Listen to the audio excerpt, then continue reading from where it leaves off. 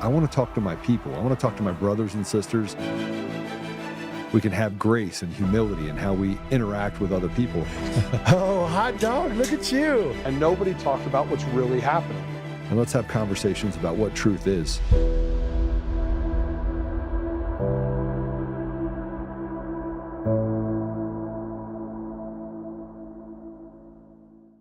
The piece of advice I'd give to you, and I give it to American students, American conservatives in particular, is resist the temptation to think that victory is immediate or that we're going to win back our civilization through instant gratification.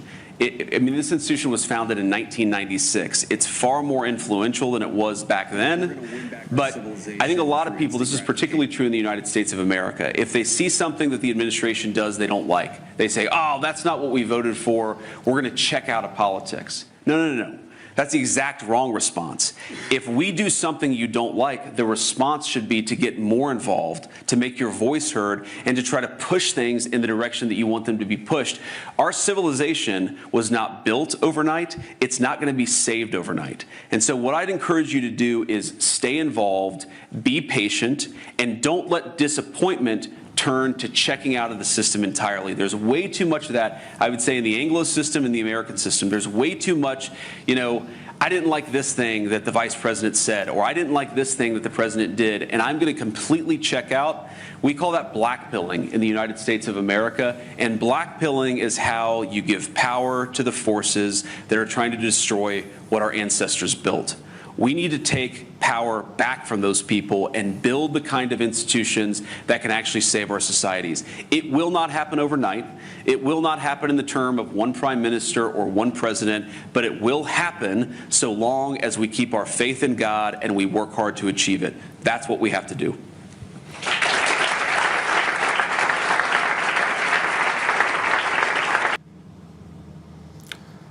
Hi, everyone. Patrick here. Don't worry, Joe is on the way. He's just held up in a meeting right now. So yeah, I'm here. That's J.D. Vance talking, Vice President J.D. Vance, talking about the battle that's going on within the country, but specifically warns about the quote-unquote blackpilling. Blackpilling is how you give power to the forces that are trying to destroy what our ancestors built. He has a problem with blackpilling. Well, then arrest somebody. Okay, the people in America are frustrated, both sides of the aisle. And the more and more we push for answers, the more and more we push for our way of life to come back to normalcy, we're told to sit down, shut up, keep it moving.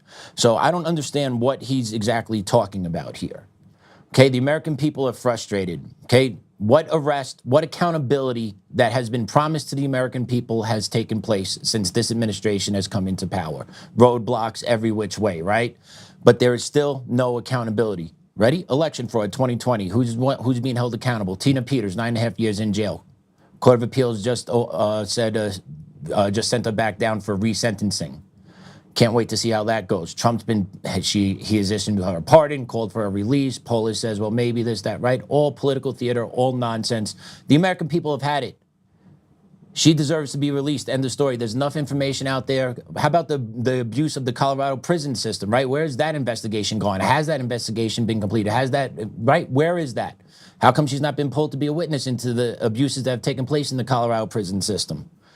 Right? What about COVID fraud? Fauci, right? Where's any accountability with the COVID fraud, the lockdowns, the closure of businesses, the violation of our civil rights, the massive fraud portrayed on the American people to take away our freedoms, the mandated vaccination of millions of American people against their will just to hold on to their livelihood as a job?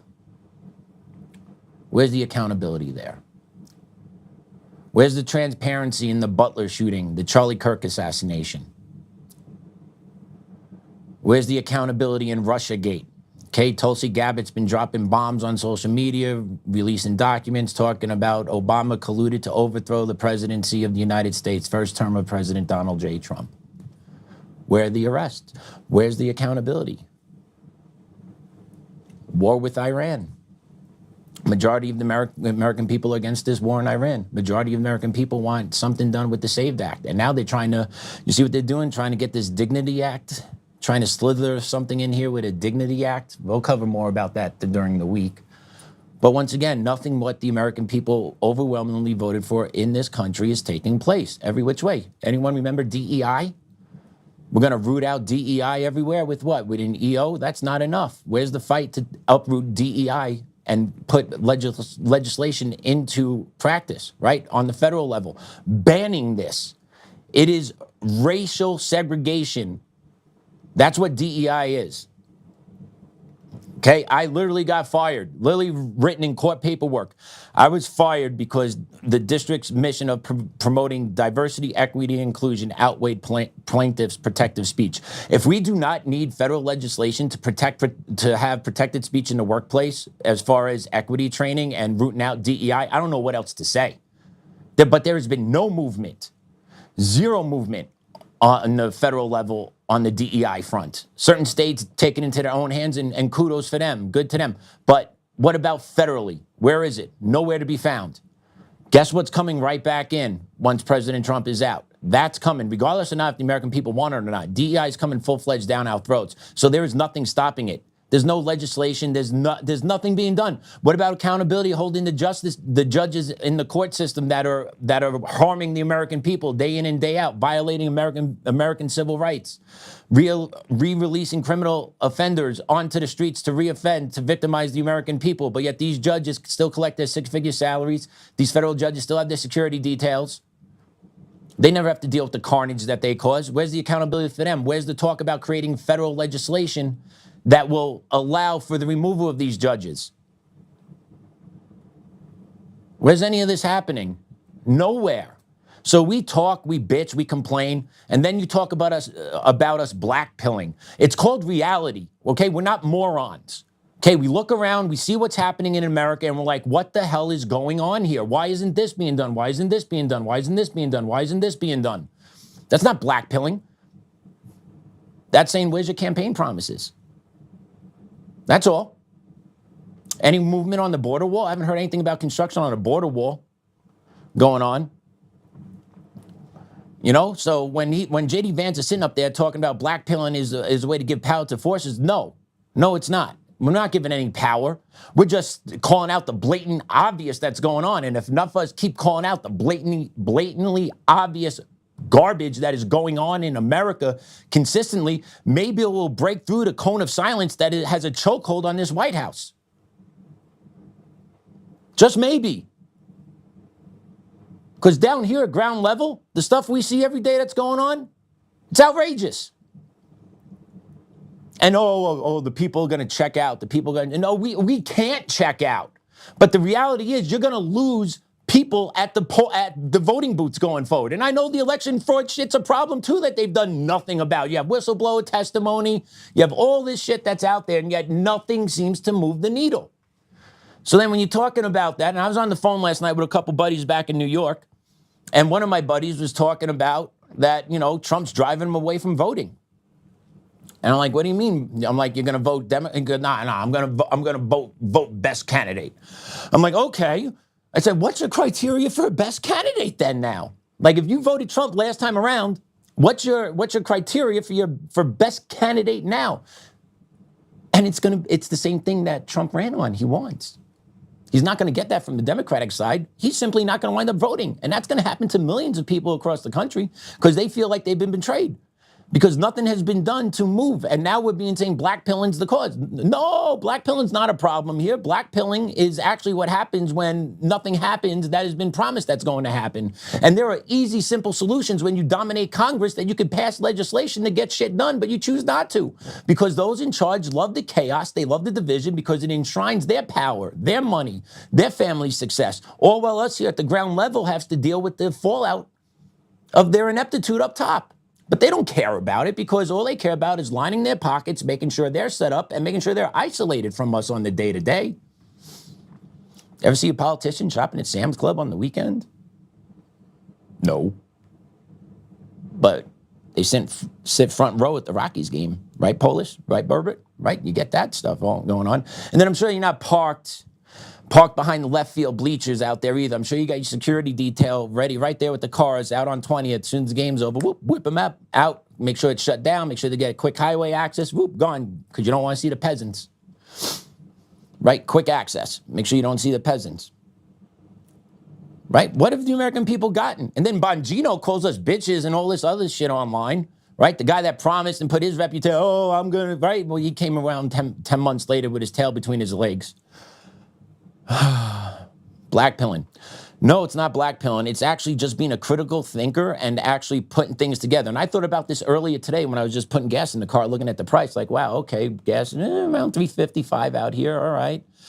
But we produce more gas than the Middle East, but yet why is our gas going up if we don't get our gas from the middle, right? How does that work? I don't understand. Maybe I'm an idiot. I ask why and how typically. That's kind of what my 4-year-old does. And if my 4-year-old knows I'm lying to him, he asks me why and how. And if I can't answer those two questions back to back, I'm a liar, right? And so think about everything that the federal government says to you, right? Just simply follow up with why or how. Simple, right? That's critical thinking. That's like looking beneath the layer. And it's not hard, right? It's not hard. My 4-year-old knows to do this. We know to do this. So it's not blackpilling. It's actually just like, what the hell is happening here? We trusted you guys. We gave you a mandate here in America. Don't turn. And you want us to get active. So we are getting active on social media. And then what happens on social media? You get throttled down when you hit on certain topics. It's crazy. It's crazy. No joke. Like, for example, we started talking about certain topics a couple weeks ago, and Joe's reach on X seemed to actually start going down. No kidding. I watch the numbers pretty religiously. It's part of my job. I see what's going on. And,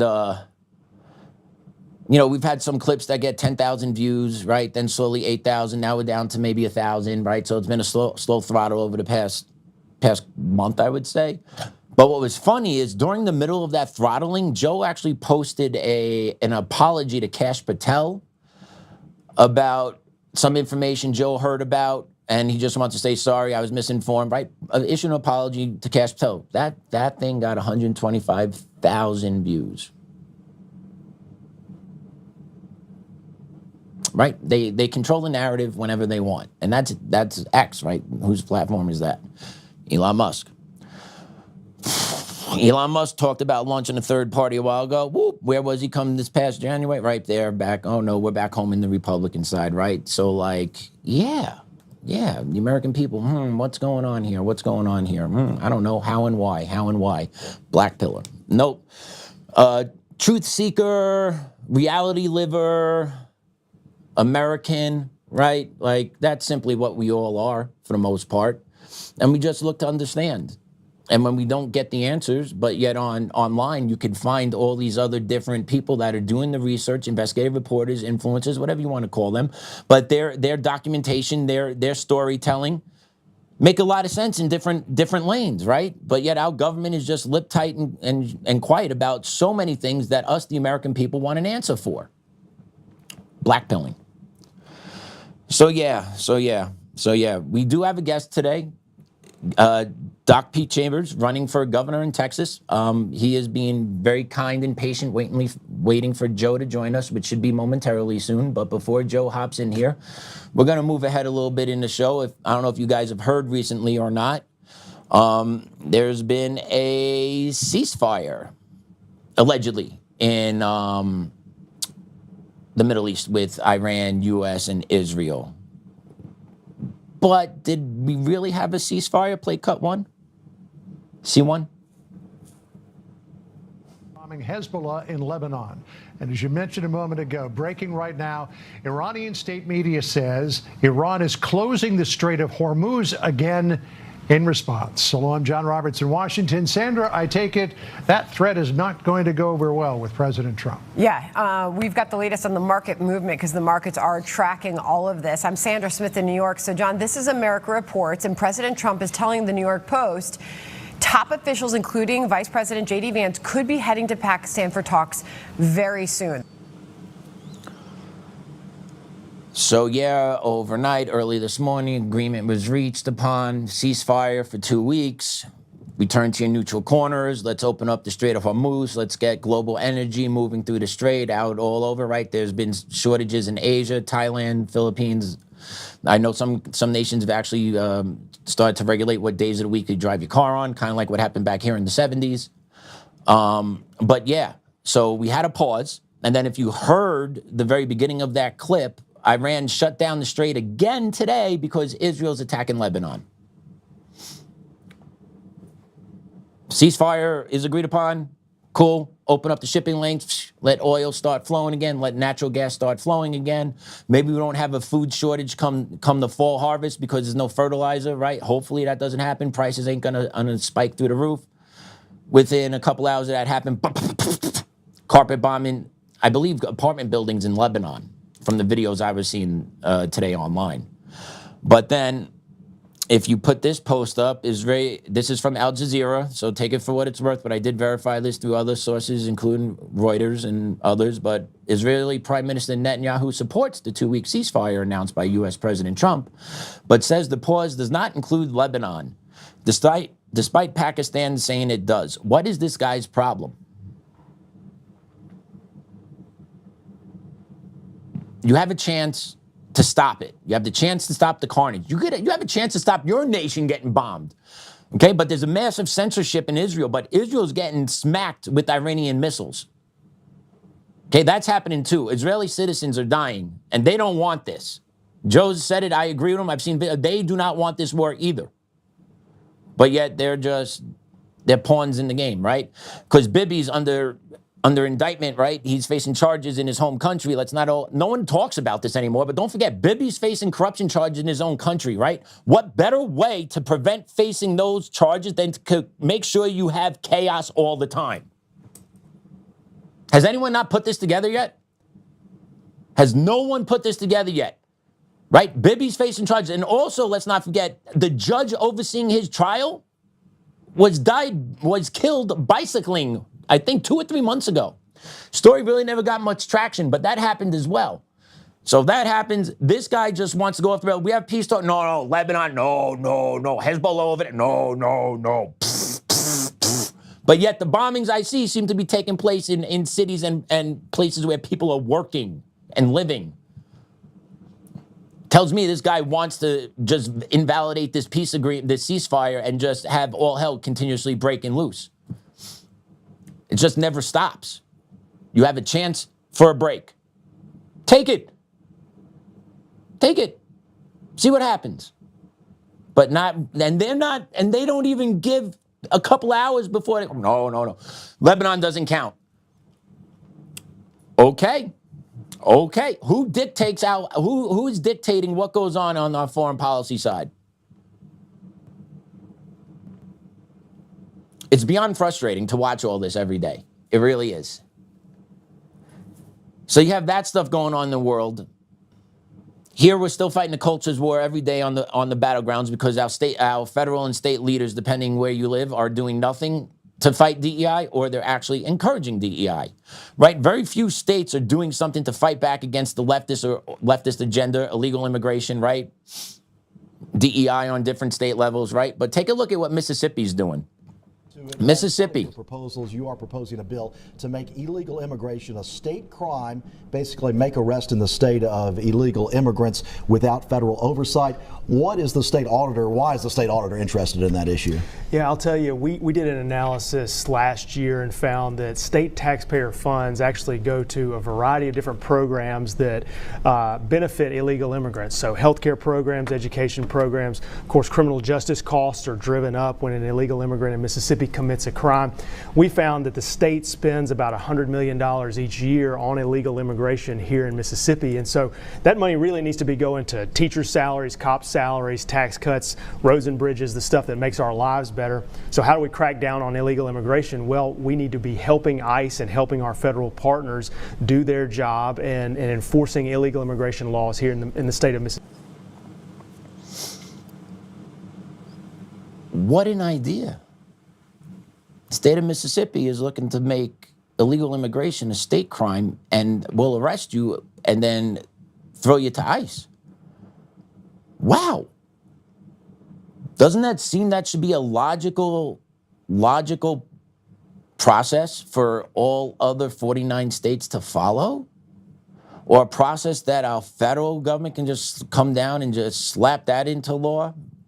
Doesn't that seem so simple, to put American people before illegal aliens? And did you hear the rationale behind that too? Sorry, excuse me. But the rationale behind that too, right? Illegal immigration costs Mississippi taxpayers roughly $100 million per year in education, healthcare, and crime. I believe $100 million is a decent amount of money. I believe $100 million could easily go back into helping the people of Mississippi, the tax-paying citizens of Mississippi, all throughout, right? Medical, educational, right? That's $100 million. But it doesn't. Instead, that goes to subsidize illegal aliens that come here that have not put into the system. So that's a net loss. That's $100 million off the rip net loss. There's been no put in by them into the system. That's just $100 mil coming out. Whoop. All at the expense out of this other bucket sitting over here, the ones that actually put into it. And then you put into that bucket, right? You put in, and then when you go to go get medical treatment or whatever else from the hospital, you get charged 3.5 times the price because you gotta supplement the medical care for that group also. So you get hit all over the place. Ding, ding, ding. Car insurance, ding. Right? It happens all over the place. This is so practical. So simple. Now think about $100 million in Mississippi alone. And Mississippi is not a heavy populated state. So think about what this looks like on the national level with all 50 states, how much money this takes up. But us as Americans, no. No, can't talk about it, can't speak about it. And if you do, you're a racist. So you need to shut up and sit down. No, it's a logical discussion that needs to be had, because the Americans that put into the system should be the ones that have a voice in the system. But for some reason, the ones that fund the system are the ones told to go to the back of the line all the time. And we've allowed that to happen. Systemically over generations, right? The go along to get along mentality. And the communists love that mentality because they know they could just keep taking inch by inch by inch by inch by inch. Because we go along to get along. Well, no, it's all good. Yeah, I didn't mean to offend. No, not me. Here we are. And you're not even offending when you just advocate for America. That's not offensive. But by the definition of the left's language, advocating for America is offensive. And you deserve to be crushed for that, because we cannot have pride in America. We can't have a belief that this is the greatest country ever, even though this is the country that everyone comes to, no matter where they are from the rest of the world. Say, I want to go live in America. Yep, I want to go live in the most systemically racist nation ever created right now in 2026. Yep, boom, coming in hot. Boom, I want to know what it feels like to be oppressed, baby, in America. Well, if you want to know how it feels like to be oppressed in America, be a white male. Be a white Christian male that loves America. You want to know what it's like to be oppressed? I got you all beat there. Okay, no one's lost their job because they loved America. I have. No, I haven't. I haven't been allowed to get into courts either. And now I just got a heads up about my 3-judge panel. Woo! The 3-judge panel that I just got in my appellate hearing that's happening on May 12th is absurd. I got to find this. I'm sorry. I didn't know I was going to bring this up today, but yeah, I went there.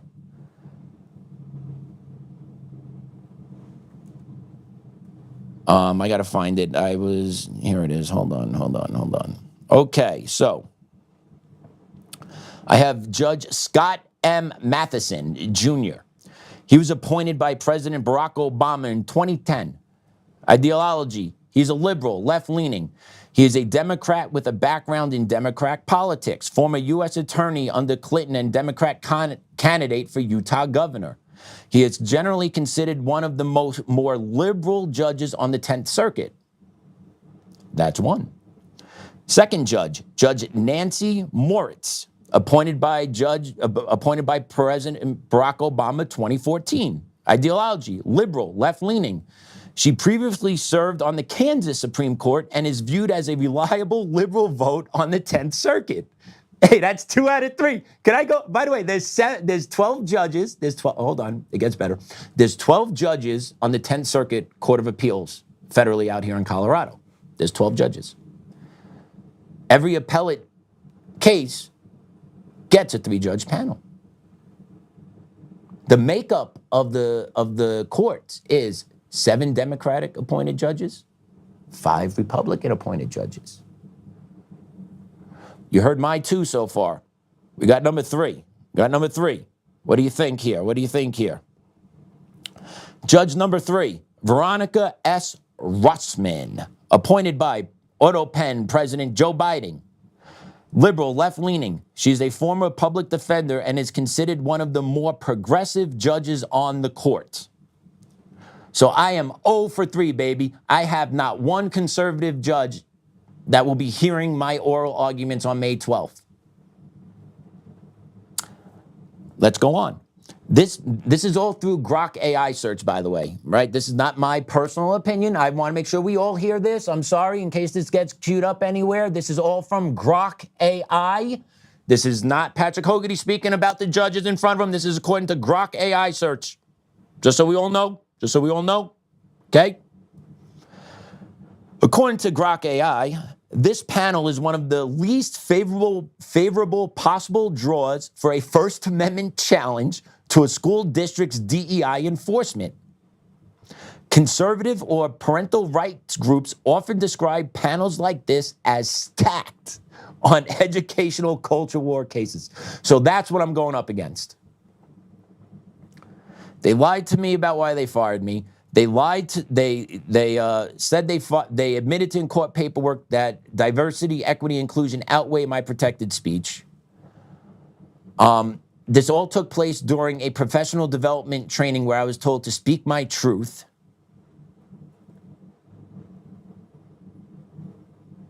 I said I love this country. The director of equity then deemed my comments as having racist undertones. And I lost my job and career for that. I want to, and by the way, the district also argues that everything that comes out of my mouth during the workday must be district approved.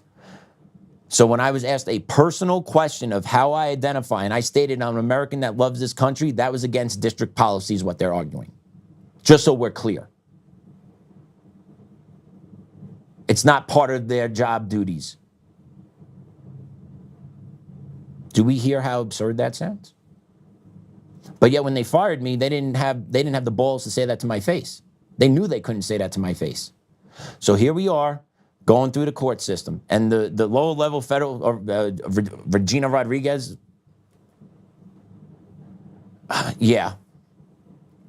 smack me around. Oh, American? Oh, you can't say that at work. What? You can't. Get out of here. Dismissed. So here we got these 3 judges. We'll see what we have here.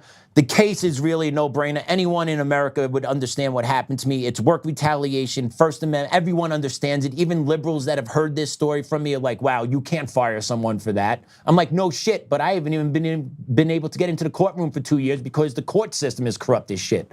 And now what I have is here, I got these 3 stacked liberal judges out of 7 sitting on my panel to hear this First Amendment case.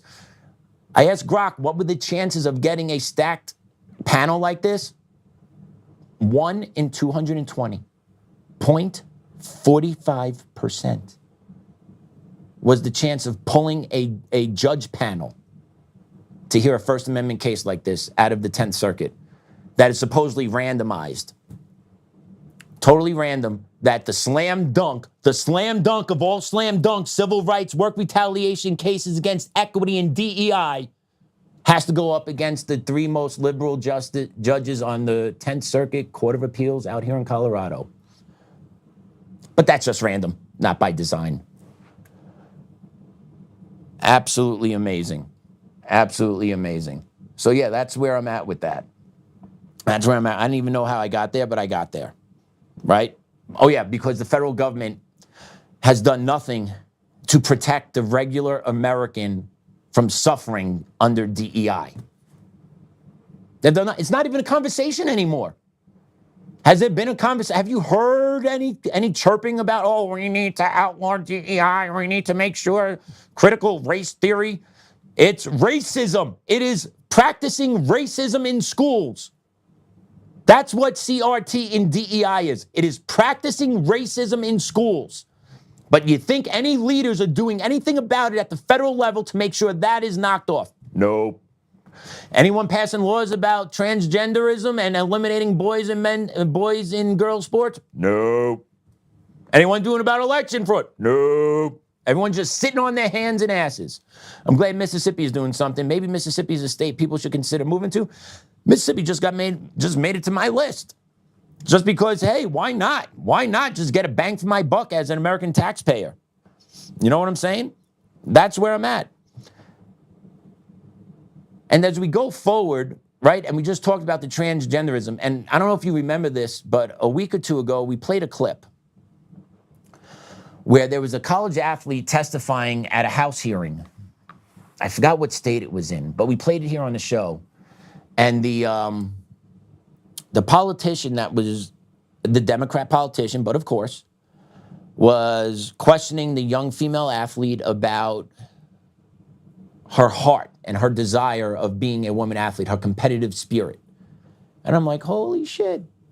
Because the lady that was the Democratic rep, I got to try and find that clip, but the Democratic rep was talking about, you know, I was a college athlete and I wouldn't mind to compete against a male, right? But it goes down to what type of competitive person you are. Well, that seems to have taken root now. That seems to be taking root. Play cut 4, please. If your daughter doesn't want to compete against trans women in sports, maybe your daughter just shouldn't play sports. Ever thought about that? Maybe she just doesn't have that competitive spirit. Maybe she's just mediocre. Maybe she's not that good. Because you know what? There are cis women that beat out the boys every single freaking day. So if your daughter is making all of these excuses because she thinks that a trans woman has biological advantages over her, which is probably brainwashing that you caused, if she's complaining about the biological advantages that trans women have, she's going to complain about the biological advantages that cis women have, okay?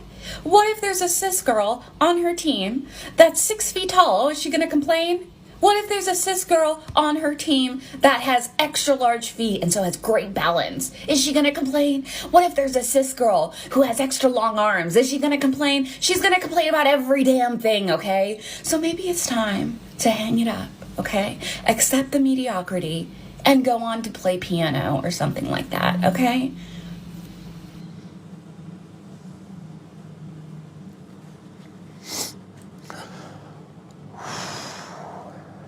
That's absolutely disgusting.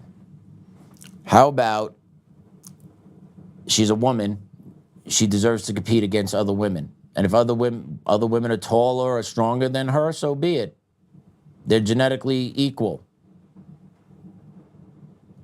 But the mental retardation in people, I know, right? But geez, my wow, the low IQ. The low IQ individual like that goes out there and starts talking all this type of nonsense. Well, she's going to maybe play against girls with bigger feet and longer arms, so she'll just complain about that. Okay, does she have to play against an athlete that has a penis between their legs? Does she have a right to complain about that? Does she have a right to complain that she's in the locker room getting changed out and there's a guy walking around there with a penis swinging freely around? She doesn't have a right to complain about that. And this is the problem with the leftists. This is their mentality. Title IX was designed to protect women, and now the Democrats have hijacked it and flipped it on its head to where now they want men competing against women and then call you a bigot if you don't support it, and then say your daughter needs to drop out of sports if she can't accept it. That's where we are in 2026. The lunacy is out of the bottle. And there are no safeguards or rails being put into place by our leaders at the top to root this shit out. So we could complain about it, we could bitch about it, we could talk about it, we could spread awareness about it. But at the end of the day, once the left has their political power in their strongholds and then federally, they're going to ram this down our throats every which way. And people are like, well, what happened? What happened? How did this happen? I can't, you believe they're doing this? Do you believe that? Do you believe this is happening? Yeah, this is going to happen. Like, holy shit, this is going to happen, people. And then your daughters are the ones that aren't going to be playing sports anymore because it's going to be dominated by mental retards that are playing sports for that think they're girls when they're boys because they're raised by liberal women. That's all it is, right? Like transgenderism happens in social pockets. It doesn't happen in isolation. It happens in social pockets. It happens when you're exposed to it. It happens when you live it. It happens when you're bred in it. Then you become it, right? It's logically what happens. I've witnessed it happen at school, right? One kid shows up as a tranny, then one of the friends starts questioning, then a week later the other friend does, and then they get told how great they are, that another kid wants to be part of that because they need to feel that social clout. That's what happens. And then you want those people then to then go into sports to then dominate young ladies because they are bigger and stronger once they get to the high school level. It's true, they go through puberty. Okay, we played on a show a couple months ago, a young lady wrestling, I forgot what state, maybe Minnesota, maybe Washington, but was wrestling and was getting sexually assaulted by the transgender athlete that was competing against her because his fingers were rubbing on her vagina in a wrestling match. No young lady should have to think about this while they're trying to compete. Ever. No young lady should think what they're going to see when they walk in a girl's locker room. Other than I'm going to see other females there, I'm going to feel safe. They shouldn't think that. They shouldn't have to think that when they walk into a restroom either. But here we are in 2026 where we need to defend women just to have spaces that they're entitled to because we're supposed to be living in a sane and normal society. But it seems like we have to fight these every which way, every which turn because the left doesn't care. Right? The left just got shot down in the Supreme Court. Colorado just got shut down in the Supreme Court 8-1 that you can't censor speech in the workplace with a therapist, right? So what the state legislature out here in Colorado said, whoop, time out, hold my beer. I'm just going to change this around. We're going to make sure we can do this. Bop. Okay, now we could just sue the therapist for not doing gender affirming care. And now they know once that gets passed into law, then a lawsuit has to start. Right? And then the whole process starts over again, right? 8 to 12 months, then appeal another 8 to 12 months, then another appeal, another 8 to 12, and then boom, okay, get up to, all right, 4 years later, right? But think about all the ground that they're able to lay after the 4 years by just shoving through this bullshit bill that they consider legal because they're changing the definition, even though it's doing the same thing that the previous bill was doing, just differently. The left doesn't care. They pound. And once again, no one does anything at the top to shut this down. Okay, willful ignorance, right? Or special interest, right? It's compliance or willful ignorance. You take your pick. But either which way, it's us, the American people, that constantly just get, whoa, oh, who's that down there? Oh, is that Pat? Oh, hey, Pat, how you doing? Yeah, okay, see you. That's all we get. That's what we get the flyover, we got some deportations going on, give you little crumbs here and there. But collectively as a whole, America just constantly continues to cede land and power to the left. City after city, state after state, county after county, state seat after state seat. It just constantly keeps happening. And then you got Mamdani, my man Mamdani, out in New York, just doing work for equity, talking about how the white income household average is around $200,000. The black average household income is around $20,000. We got to do something about it. Well, he did talk about what he wanted to do about it months ago that he's been allowed to kind of quietly walk away from, but he talked about wanting to tax whiter neighborhoods in New York City at a higher rate. Right? So he wants to target white people to hit them with taxes. He's also looking to help the criminals out. Let's play cut 5. We stand here together at New York City Health and Hospitals Bellevue opening an outposted therapeutic housing unit for incarcerated individuals, the first facility of its kind.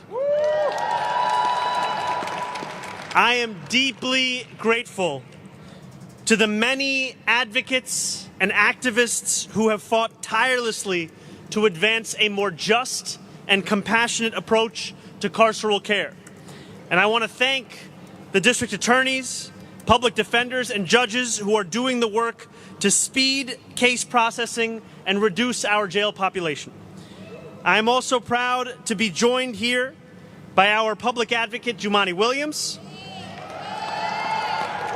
by our Manhattan Borough President, Brad Hoylman-Siegel, our Councilman, Yusuf Salam, our Councilwoman, Gail Brewer, and our Councilwoman, Sylvina Brooks-Powers, as well as a number of leaders from our city administration. Now, for decades, the daily conditions at Rikers have been calamitous and unsafe. Rikers, as we know, is broken. 2 weeks ago, 2 men suffered medical emergencies and died while in DOC custody. These are not isolated incidents. More than 100 people have died on Rikers since 2015. The facilities at Rikers have long languished in disrepair, creating the conditions for violence and putting those with health conditions at serious risk. So Comrade Mamdani's there basically just opened up a 5-star luxury resort for criminals to get rehab at, and then continue to talk about how awful the system is for the criminals and that he has judges working as fast as they can to make sure they're able to get back out onto the streets as possible. Yeah, that's going to go well. Right? Yeah, the justice system isn't perfect, but at the end of the day, you should not be allowed re-releasing criminal offenders over and over again onto the streets. Okay? We have seen it over and over again. 30, 40 times someone's been released into the streets, they constantly reoffend, constantly reoffend, constantly reoffend. Why do you consistently want to allow criminal offenders back onto the streets unless it's not to make sure there's chaos all the time? Right, and I'm not saying you're like telling the criminals to go do chaos, but you know what criminals are gonna do. So hey, here you go. There you go, out on the streets. Run free, young lads, and prosper. And then you know what you get from that. Petty theft, sexual assaults, robbery, murders, all the above. And then instead of making sure you keep the criminals in jail, you just make Mamdani and the left want to make sure they keep pushing them out, right? It's all by design, right? All this stuff is always by design, okay? The majority of American people don't believe that should happen. The majority of American people believe if you commit crimes, you should do the time. It's not that hard. But yet you have these cities and states that are run by these criminal cartels that say, no, these criminals are the victims here, not you that got your leg broken, not you that had your daughter murdered, not you that had your son hit by a drunk illegal alien, not you that had your wife sexually abused by a criminal. No, you guys, no. You're not the victims here. You are not the victims. You hear me? You're not the victims. This man that raped your child, he's the victim of the society. He's the victim of the system. He's the victim. We need to make sure he's whole again. You, away, peasants. And that's what the left do. That's what the left does.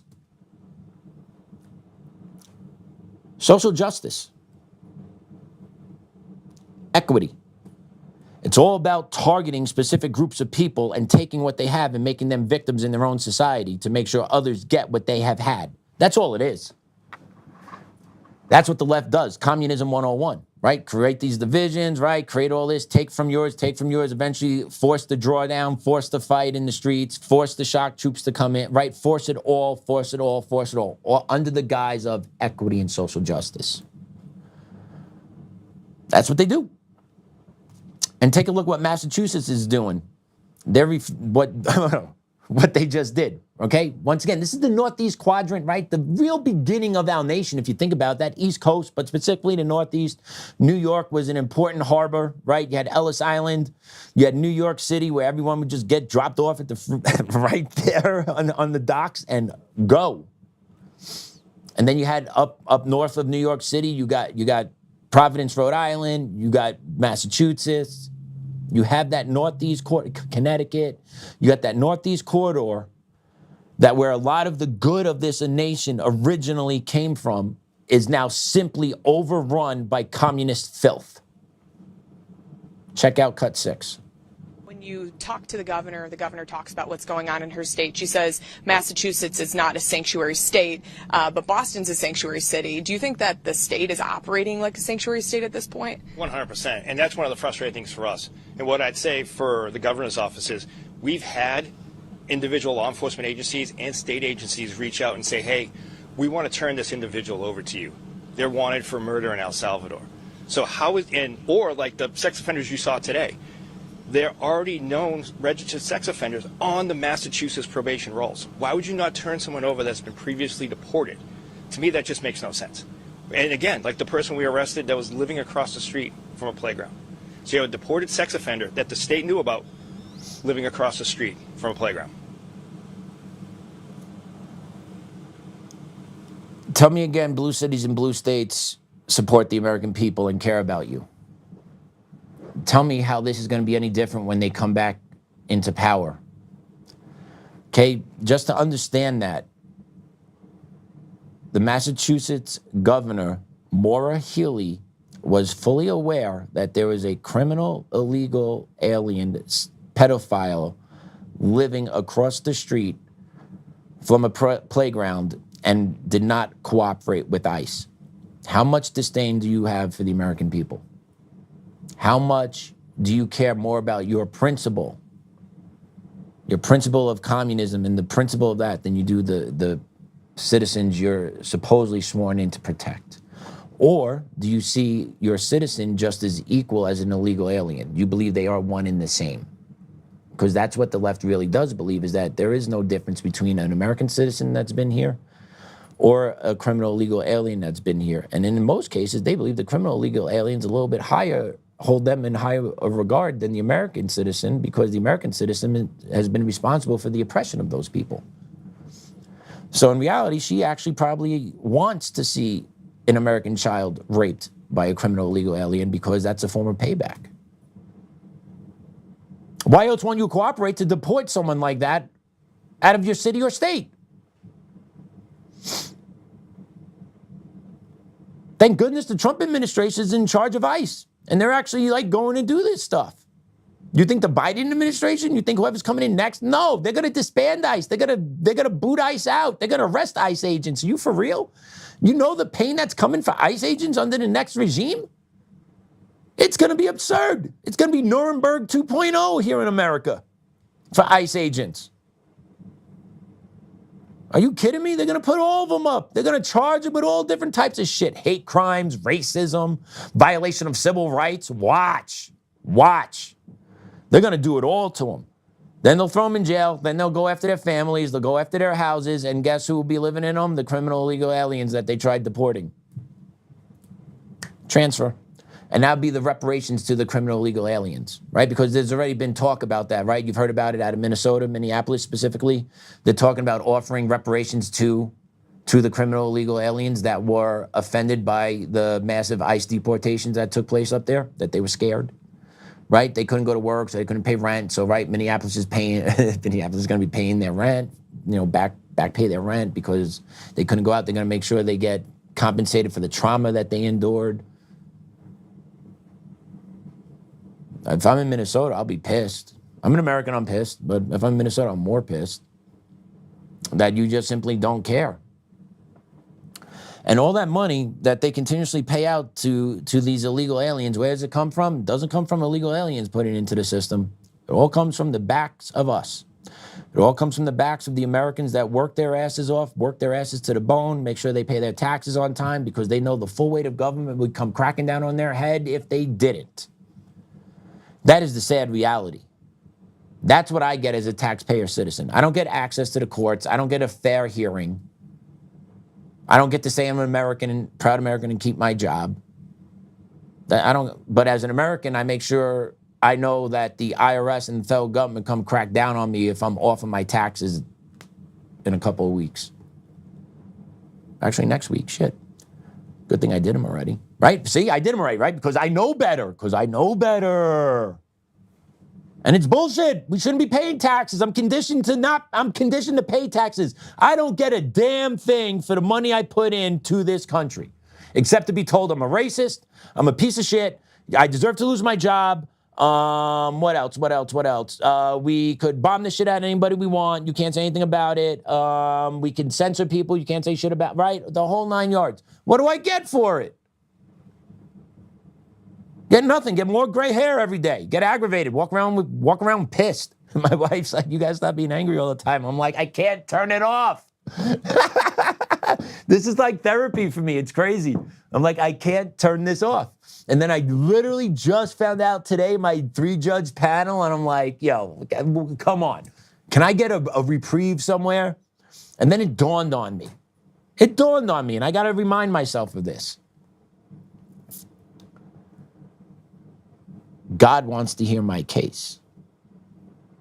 That's why it's going this way. God wants my case to be heard. I don't mean God wants to hear my case. God wants the people to hear my case. So the journey logically has to be long. Logically has to be hard.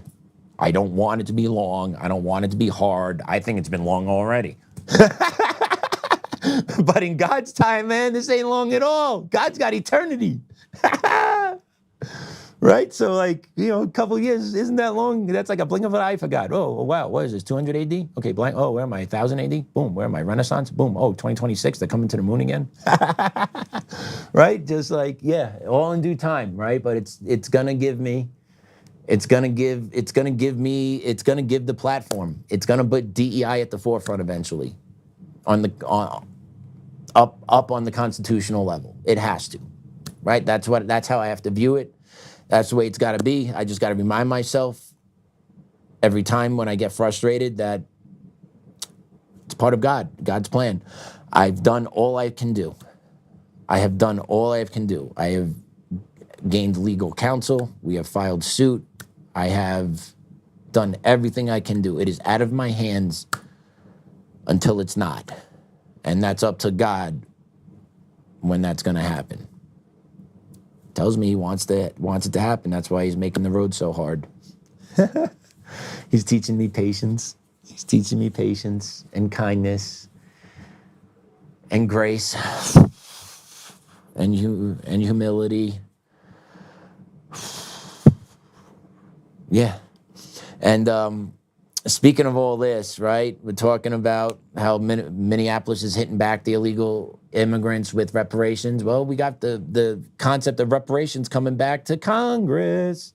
Take a listen to Democratic Rep Al Green, my dude that's been kicked out of the State of Union address. Here he is. We've got to reconcile our differences. So we need a Secretary of Reconciliation, just as we have a Secretary of Education, a Secretary of Labor. We need a Secretary of Reconciliation who will report directly to a president, not this president, directly to a president. And the job would be to reconcile our differences, and that reconciliation for me, I say this with no shame, no embarrassment. I am unapologetically black. And I say this, that would include reparations for the 240 years of free labor that people still benefit today from, and that we were locked out of opportunities along the way while they were benefiting. So I believe in reparations. And Reverend, there are some people who don't want reparations, but here's my solution to that. I'll take their share. You hear that piece of trash? You hear that racist piece of trash? That piece of garbage, right? We are well past this. But once again, the idea of reparation needs to come up. We need to pay back. We need a Secretary of Reconciliation in the next administration. You're telling me the left ain't going to push that one hard? Of course they will. And then you hear that guy, oh, you don't want it? I'll take it. What's his net worth? You know what? I'm doing I just thought of that now. Grok search. Here we go. What is the net worth of Rep. Al Green? Anyone want to take a guess in the chat real quick? Anybody real quick in the chat? Anyone? Anyone? OpenSecrets.org puts his net worth at $5.37 million for 2018. That's in 2018. Where's 2025? Where's 2026?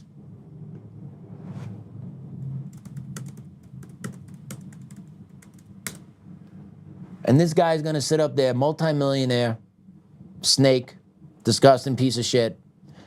Oh, they don't want, oh, I'll take it. No, I don't got enough for me. I don't got enough for me. I'll take it. And then he's up there with another grifter, right? No, that's what these leftists do. All they are grifters. Oh, here we go. The longtime congressman, not the unrelated soul singer, Al Green, whose net worth is worth, oh, no, sorry.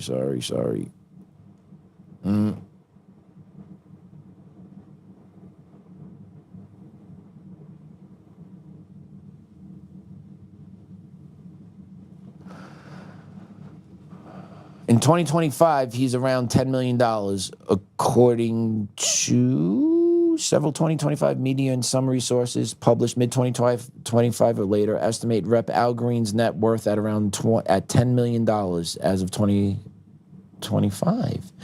His congressional salary is $174K. His pension is around $3 million in disclosure. His real estate holdings, DCG and DC property, investment in stocks, bonds, and other assets. These 10 million estimates appear in outlets like Finance Monthly and various social media summaries. So yeah. Okay, reparations, but if they don't want them, I'll take them. I don't need it, but I'll take, right? That's the mentality. That's the mentality of all of them in charge, all these grifters, all the ones that talk about how systemically awful we are as a nation, how horrible we've been. So, Mr. Green, if we're so bad and your people have been held down for so long, why is your net worth what it is? How were you able to achieve what you did? The other grifter next to him, how was he able to achieve what he did? If we're so systemically oppressive and racist and we don't allow any minorities to get ahead ever here in America? Anyone from the rooftops, anyone from row A, anyone got anything to say about that? Right, because it's all bullshit. And yet we have retards in America that are programmed by the school system to believe that this bullshit is true, that we are systemically oppressive and we keep minorities down. No, we do not. If you work hard, you provide a good service, you're articulate, you handle your business, you can succeed here in America. Does it look pretty? Nope. Is it hard? Yup. End of story. Once again, why does everyone from around the world want to come to the most systemically racist country ever? I don't understand. I just don't get it. I really don't understand. People willfully leave their homeland, everything they know, their culture, their family, their roots. They leave that country willingly to go to another country where they're going to be systemically oppressed against. Got it. Make that make sense. I don't understand. And yet, no one... People on the left are like, oh, yeah, America, we're racist. Yeah, we're oppressive. ICE bad. It's absolutely absurd what we have going on. But yeah, we're gonna take a quick break, and we'll be right back. So stay tuned.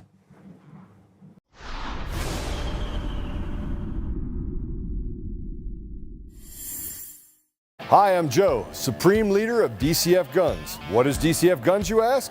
We're the best damn gun store and range in the universe. Do we have guns? We have all the guns. We got small guns. We got big guns. We even have beastly guns. We offer all types of training, and we have 5 ranges across our 3 locations. I'm a good shot. And of course, we have all types of ammo. We even have flamethrowers. Woo! We offer incredible membership opportunities, and members save even more on guns, ammo, and accessories. Come join the DCF family today, where we keep the range hot and the deals hotter.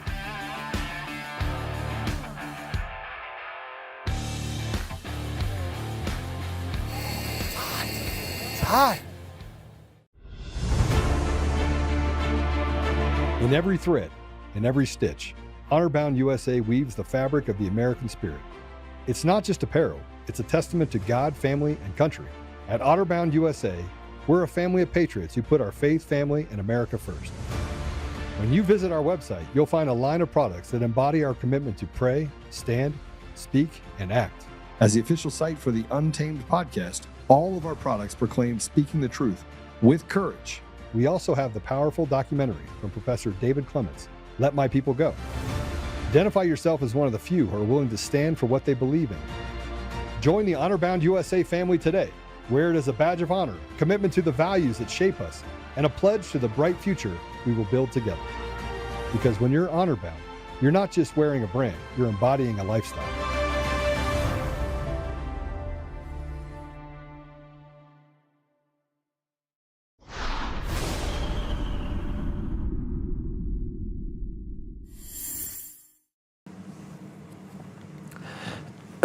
Hey everyone, thanks for staying with us. Woo, that was a lot. That was a lot. But you know, it's just tough. It's tough when you see what's going on in our country and in the world, and you really realize how much little control you actually have over a lot of things. It's frustrating.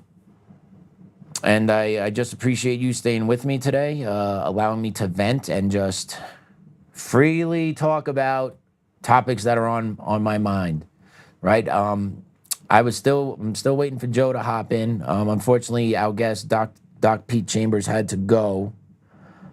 So I do apologize for that. I thought we were able to facilitate that conversation today. I hope he'll be willing to come back. But yeah, Doc's a great guy running for governor in Texas, and you know what? He what I want us to play is, there was a clip that I want us to play. Austin, if you could cue up B1. We had a cut that I took off of Doc Chambers' X page. I want you guys to take a look at what Governor Abbott was celebrating. As long as I'm governor of this great state, Texas will be a land for the Indian community, a land for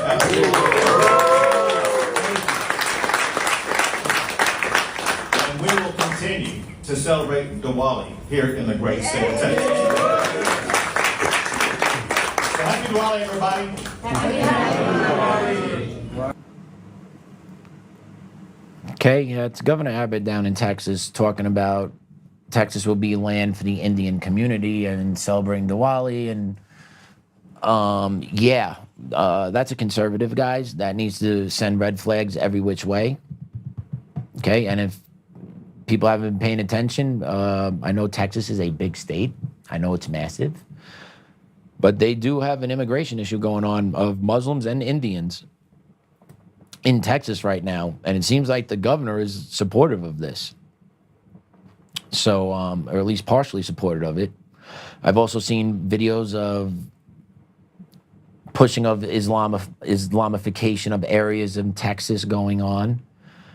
I do know he did sign something designating the Muslim Brotherhood as a terrorist organization. So that was nice of him to see that. But I also see this. I'm like, wishy-washy? No hard line? No, because there's money to be made here. He's talking to this community because there's money to be made through the visa programs. Right? Bring in foreign workers. They out-reproduce the Americans 2 to 1, sometimes 3 to 1. If you took a look at yesterday's show, you saw about the birth rates here in America for the first time ever. Less than 50% of the people born in America were to white women. Less than 50% of the newborn population was less than white here in America. Yeah. That's a thing going on. Replacement theology, changing America from a white Christian nation to a multicultural melting pot. And where can you say you're better now in 2026 than we were in 2018, 2010? 2001, 2004, right?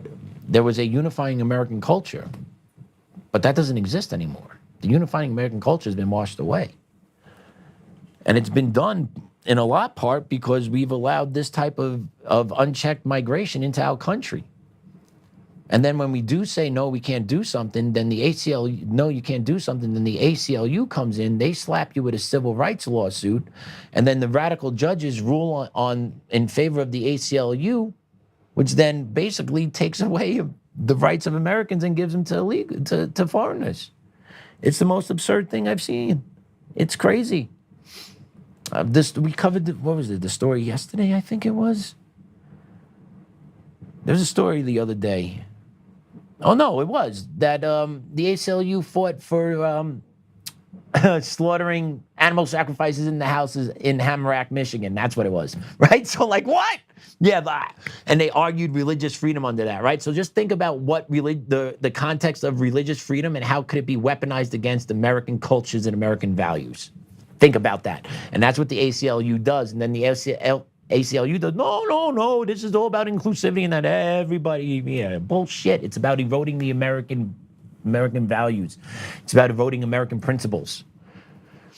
That's what goes on, right? Like that, So in Michigan, you can actually practice animal sacrifice, and it's illegal because it was voted on by the Muslim majority town council. So if you're telling me this is not purposely being done, where small little sections of the country are being taken over by foreigners to then enact their own basic laws that supersede American beliefs, American values, and American laws. By the way, where was Peter on that? Anyone check that out? The Protect Animal Rights Organization. I wonder if was there any outcry from them that, hey, you could actually sacrifice dogs and cats and lamb and goat and all that other type of stuff up there? I wonder if they cried about that. I didn't see anything about it, so I doubt it, which means they probably get funding, right? Just thinking logical here. Sorry, went too far. Stop critically thinking. Stop there. Back it up, back it up, back it up. Will do. Kick it back into low drive here. Kick it back into low drive. Copy that. So yesterday, we put some clips out after the show. You know, when Joe's like, yeah, we're going to cut it up, put it out there. He's talking to me, by the way. I'm sitting in the other room. I'm like, okay, that's my homework. I got to get this. I got to get this. Okay, tell me to do this. All right, got it. So yesterday he did that. So we put a couple of clips out yesterday. And it kind of seemed to poke Jeff Hunt a little bit. It poked Jeff Hunt a little bit that he felt the need to actually comment below one of our posts. So let's put that up. And this is Jeff Hunt's response to Joe. This is going to be A2. A2. A2. There it is, Jeff Hunt. Hi, Joe. I actually said that you were likely to win the chairmanship, and I thought Victor was likely to win the primary. And I was asking how you two would come together. Our show is a right, left, center debate program. We've had people from all perspectives on. Denver's top talk radio show. I think you're mixing up my initial question with Victor's response. I never said haterade. No, you didn't, Jeff. But Victor said that. Victor's like, I want to encourage Joe to stop drinking the haterade. But that wasn't really what happened here, right? Because if you actually go underneath that post, let's put that post back up, please, Austin.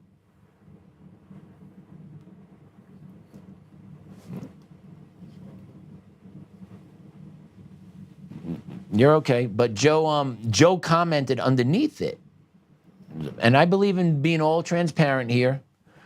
So if we could get that Jeff Hunt post back up, all we have to do is just scroll underneath it, and we can put it up. But I'll read what Joe said. I am the mouthpiece for Joe right now, so be it. Joe said, "Then share that, Jeff. Instead, you shared the clip of a man questioning my integrity and you softballing it. My producer said that they reached out to you about 6 months ago and you said, no, thank you. I laughed because, frankly, you do not have a large following. I've been canceled on every platform, several such as this one 3 times, and I still manage to reach 6 to 8 million people a month, and I'm ranked in the top 0.1% of podcasts globally. I was trying to help you, and even then you had this hubris as if I was radioactive. I'm not. and I am well respected despite the slander like this across the nation. I say this because despite what the village idiot Victor says, I have never spent 5 minutes thinking about him. I am not a part of any group. I do not plan any or participate in any disclosures about him, and frankly, I don't really care if he is a bad candidate or not. The people are smart. They will figure it out. I say all this because Victor has dragged me into his world, fixated with ODS to a level that, frankly, is weird. Let me break it down for you. I care about the people, period. End stop. It has never been about me. It has never been about anything other than watching people suffer. I don't do well with it because I have talents I will use to make life better. That's my goal with being the Colorado chair. I'm all about having a conversation and even more okay with squashing whatever this is that you have going on about me. Just know the thing that guides me is simple, truth. Despite the slander and the attacks, I care about that. Call me a unicorn.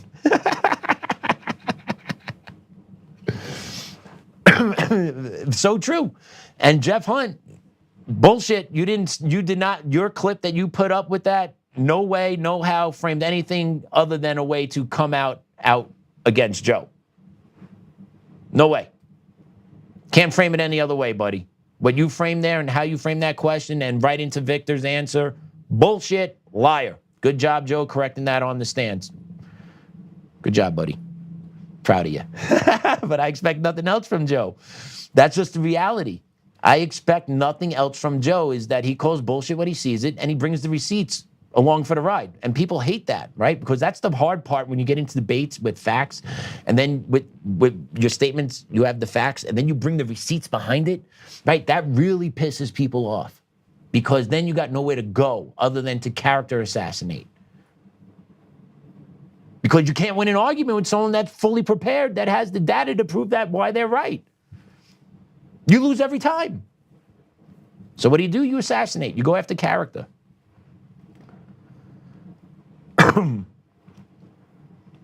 We'll save that for later. And then there's a report that just got published. We're going to go to A5, Austin.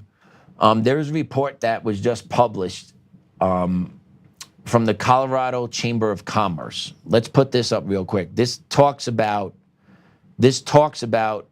the economic consequences of the political party that dominates life out here in Colorado, the Democrats. This talks about the actual economic fallout that's going on. So let's talk about some key findings from this report, shall we? Since 2019, the Chamber found reports of 98 companies' relocations or lost opportunities from Colorado to other states. 27 of those were last year alone. So since 2019 to 2026, 7 years, 98 different companies have relocated from Colorado, either have left or chosen not to locate here. When jobs data was available, the report directly links over 13,600 lost Colorado jobs to these companies.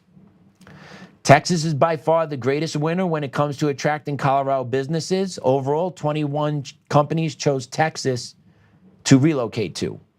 California was second with 10. North Carolina and Arizona tied for third and fourth with 6, and Florida with fifth with 5 companies. In an analysis of federal SEC filings, the report found that since 2022, Colorado has experienced a net loss of 34 public company headquarters, which includes a total gain of 36 headquarters, but a loss of 70 in that same period. 2024 alone experienced a net loss of 20 headquarters from the prior year. 2025 has seen the lowest number of total public company headquarters based in Colorado in the years covered since 2019. Companies don't always share why they've chosen to relocate, but when further context was given in public news reports, the Chamber included them in this report.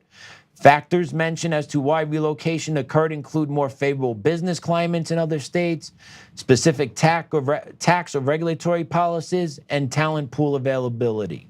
So long story short, businesses are fleeing the state of Colorado. The state is losing massive revenue, and we are operating in a budget shortfall. How is all this remotely going to be possible to pull off and balance a budget when you can't keep good paying clients in your state because your state policies drive them out because you're off the rails. Crime's off the rails. Social movements in this state are off the rails. Okay, businesses don't want this shit in their jobs. I've learned this. I've come across, businesses don't want this shit.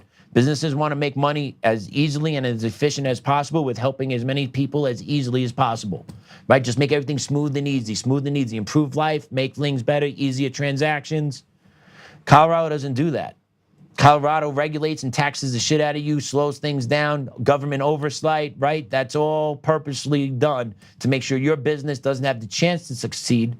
And that if your business does succeed, I'm going to hit you over the head with all these taxes, fees, and regulations that you're never going to be able to actually turn a profit. That's why these companies are leaving the state. Because it's very obvious that this state is not business friendly when it comes to their policies. And the reason why is because you got a bunch of retards in the state capitol that don't know shit about anything other than being social justice warriors. Social justice warriors. That's who's in the Capitol State House. That's why nothing ever gets done that's productive. That's why the moment that the Colorado got slapped down in the Supreme Court, that's why they immediately went back and said, no, I didn't. Boom. Boom, we're still going to get what we want because they don't give a shit. Okay, money to them, oh, we could just, man, fuck it, who cares? Boop, boop, boop, boop, boop. Businesses want to grow? No. Businesses said we need help downtown. We need crime cleaned up. We need the streets cleaned so that it will attract customers to come back to our businesses. Well, what did the state do? Nothing. What did the city do? Nothing. No one talks about it, but it's the truth. 16th Street Mall, if you know the Denver metro area, it's like a ghost town. You have stores boarded up. You have windows smashed in. Right, you got social workers that are down there doing security, but meanwhile they're smoking weed with the homeless bums that are on the corner. Go figure. Go figure.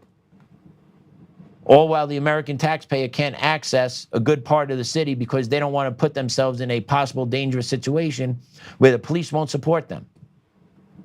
Because the police have been conditioned in liberal cities to kind of leave everything alone.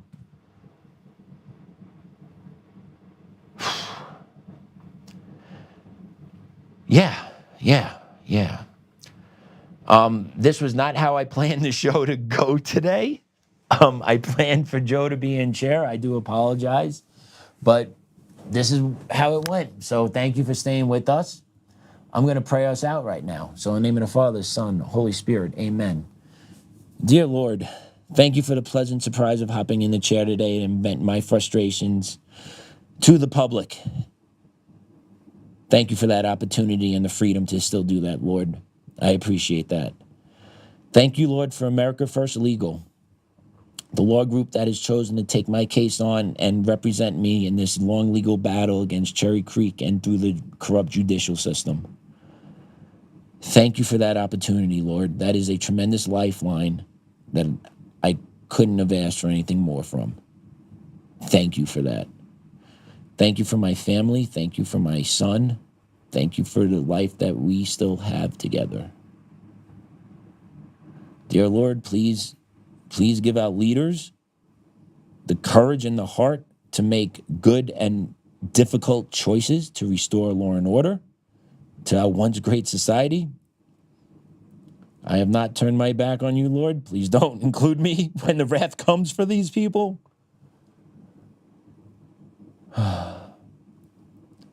Hey, Grandma, Grandpa, Dad, love you guys. Think about you every day. Thank you for being a part of this as well. Our Father, who art in heaven, hallowed be thy name. Thy kingdom come, thy will be done, on earth as is in heaven. Give us this day our daily bread, and forgive us our trespasses, as we forgive those who trespass against us. And lead us not into temptation, but deliver us from evil. Amen. In the name of the Father, Son, Holy Spirit, amen. All right, everyone, Joe is in chair tomorrow. I believe so. I hope so. But if not, I don't plan on being in chair, but if I am, I'll look forward to seeing you again tomorrow. But until then, class dismissed.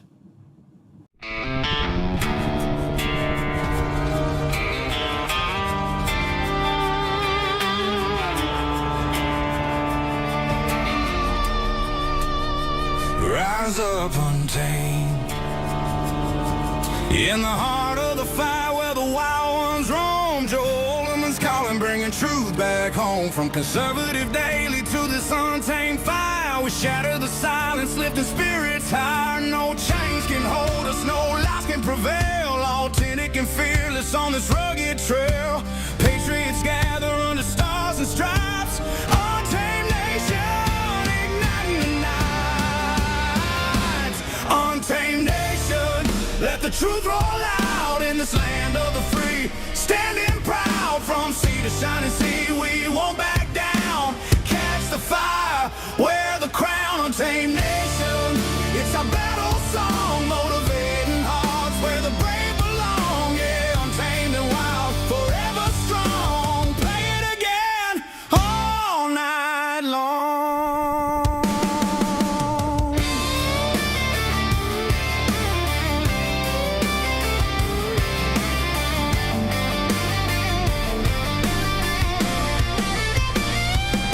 Break the mold, chase the real. No more games, time to heal. Joe's voice leads the untamed crew. Truth matters through and through. Untamed nation, let the truth roll out in this land of the free. Standing proud from sea to shining sea, we won't back down. Catch the fire, wear the crown. Tame nation, it's our battle song, motivating hearts where the brave belong.